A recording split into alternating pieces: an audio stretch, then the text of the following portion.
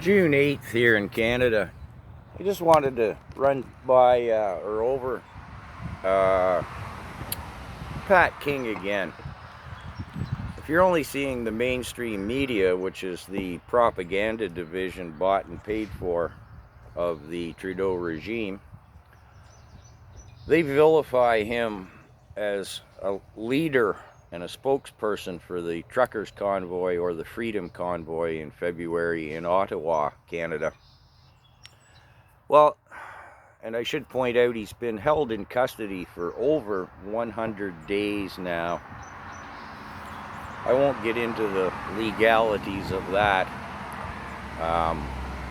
I'm not a man of the law, so I don't suppose I should comment on it anyways. But my opinion on Pat King. Now, I'd seen some of his videos before. He had a channel, I guess, similar to mine in intent, and thousands of other Canadians trying to express their opinion through this medium before the government, the regime of Trudeau, gains control of it, as they so blatantly have stated they intend to do with their bills in Parliament as we speak. However, I digress. I'd seen Mr. King's videos, and I use that honorific genuinely. I respect Pat King for sticking his neck out. Now, I'd watched, I don't know, 4 or 5 of his videos, and I thought, yeah, there's nothing he's saying that I disagree with in the least. His brusque, coarse manner and outspokenness, not quite my style, but I remember thinking I could have a Barbie and a beer with this guy and, get along with him just fine. He was no leader.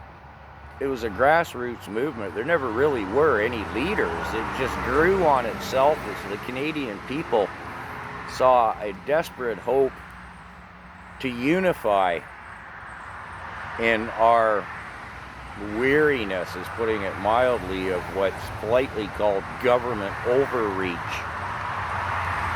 The Truckers' Convoy, again, had no leaders. They did end up with some spokespersons who were kind of drafted into it as it grew. Tamara Litch, Freedom George, and a couple of other fellas, all of whom were arrested and are under the most ridiculous bail conditions. Political sacrificial lambs, one and all, really, including Pat King. The closest he was to a leader was a road captain, of which there were dozens of road captains, as the various branches of the convoys came from every direction.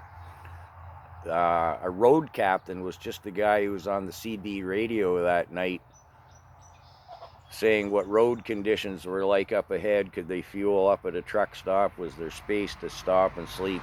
This sort of affair. Pat King never claimed to be a leader or a spokesperson. He just grew massively in popularity on his channel as the convoy grew, again organically, headed to Ottawa.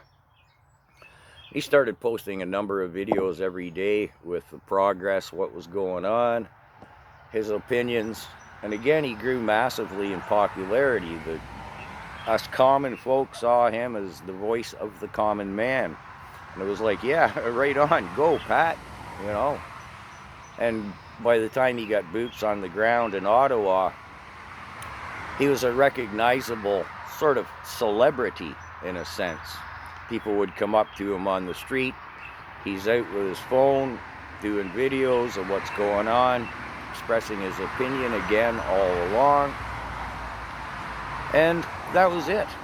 That's not to downgrade the man and his efforts, but that is all he is, or was just a common bear with a channel expressing his opinion, who just kind of happened to be in the right place in the right time. His voice resonated with the Canadian people, as did the Truckers' Convoy, Freedom Convoy itself, resonate globally with people who are fighting tyranny. I'd said early on I felt sorry for Mr. King. I felt he was going to be a sacrificial lamb. And indeed, I feel he is, no more or less than that. The regime of Trudeau, for it can be called no less in Canada, is simply out of control. And Pat King, Tamara Litch, and the others are just victims of it. No more, no less.